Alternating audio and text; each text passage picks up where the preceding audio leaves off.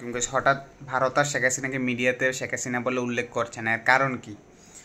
বাংলাদেশের সাংবাদিক লেখক খালেদ মহিউদ্দিনের তার ইন্টারভিউ চ্যানেলে ঠিকানায় খালেদ মহিউদ্দিন সম্ভবত পরবর্তী ডাক্তার ইউনূস ভারতে প্রধানমন্ত্রী নরেন্দ্র মোদীকে নিয়ে গুরুত্বপূর্ণ আলোচনা করেছেন। তিনি উল্লেখ করেছেন শেখ হাসিনার বিষয়ে এখনও কোনো নির্দিষ্ট নেয়নি ভারত সরকার, তবে বিসমেট সম্মেলনে সাইড লাইভে বৈঠকে পরবর্তী কিছু গুরুত্বপূর্ণ লক্ষ্য করা গেছে। খালেদ মহিউদ্দিন আরও বলেন, এই সফরের পর বিশেষতম ভারতের মিডিয়া ও রাজনৈতিক মহল শেখ হাসিনাকে আর প্রধানমন্ত্রী হিসেবে উল্লেখ করছে না এবং তাদের মধ্যে কেউ কেউ শেখ হাসিনাকে প্রাক্তন প্রধানমন্ত্রী বলছেন এবং ডক্টর ইউনূসকে সরকার হিসেবে উল্লেখ করছেন। বাংলাদেশের অনুমতি সরকার পরিবর্তন প্রতিফলত তারা সমর্থন জানাচ্ছে।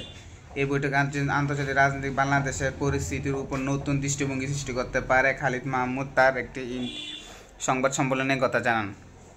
এটা গীতা কইল ভারত না হে আর শেখ হাসিনাকে প্রধানমন্ত্রী বলছে। ভারত কে ভাই?